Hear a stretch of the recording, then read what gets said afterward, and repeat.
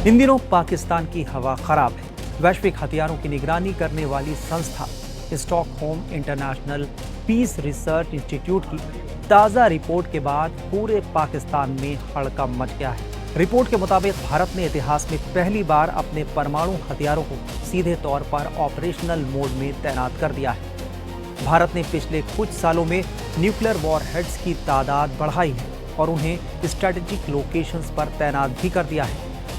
शहबाज शरीफ की सरकार पूरी दुनिया से भारत को रोकने की गुहार लगा रही है। असली में भारत ने अपने न्यूक्लियर वॉरहेड्स की तादाद को बढ़ाकर 190 तक कर दिया है और 12 एटम बमों को डिप्लॉय भी कर दिया है।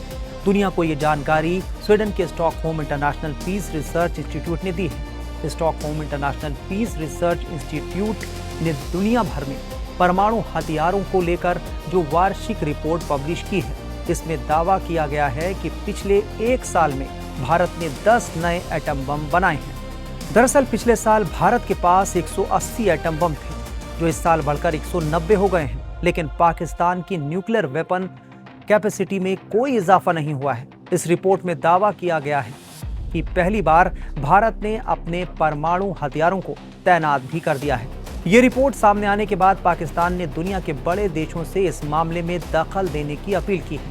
पाकिस्तान के विदेश मंत्रालय ने कहा है कि भारत जो एग्रेशन दिखा रहा है, जितनी तेजी से एटम बम बना रहा है, उससे सिर्फ पाकिस्तान को ही नहीं बल्कि दुनिया के दूसरे देशों को भी खतरा हो सकता है। पाकिस्तान के विदेश मंत्रालय के प्रवक्ता ताहिर अंद्राबी कह रहे थे कि भारत अपनी डिफेंस की जरूरतों से ज्यादा दूरी तक मार करने वाली मिसाइल्स बना रहा है और सिप्री की रिपोर्ट ने तो सिर्फ 12 वॉरहेड्स डिप्लॉय करने की बात कही है, जबकि भारत ने इससे ज्यादा एटम बम तैनात कर रखे हैं।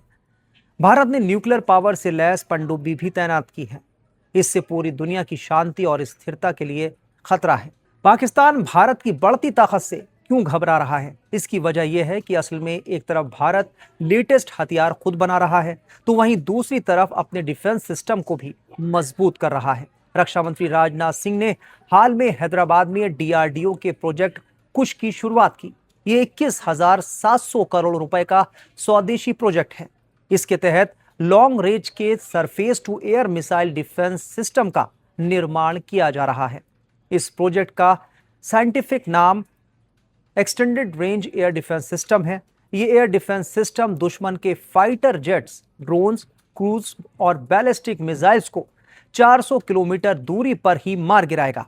कुछ प्रोजेक्ट भारत के multi layered air defence system Sudarshan चक्र का ही एक हिस्सा है, जिसका ऐलान प्रधानमंत्री नरेंद्र मोदी ने लाल किले की प्राचीर से किया था।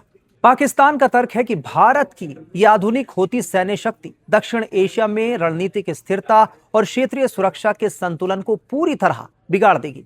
रक्षा विशेषज्ञों का मानना है कि पाकिस्तान का यह बयान उसकी अपनी आंतरिक कमजोरियों और भारत के मुकाबले रक्षा बजट में लगातार बिछड़ने की हताशा को दर्शाता है, क्योंकि भारत लगातार नो फर्स्ट यूज की नीति पर कायम रहते हुए अपनी संप्रभुता को मजबूत कर रहा है। मैडम आ रही है। मैडम आ रही है। मैडम आ रही है।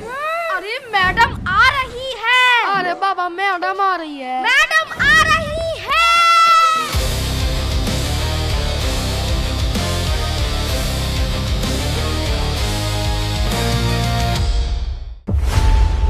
खबरों की रणभूमि में यहां शोर नहीं सोच लड़ती है, जहां शब्द नहीं फैक्ट्स वार करते हैं और हर सवाल खोलता है सच की नई परत।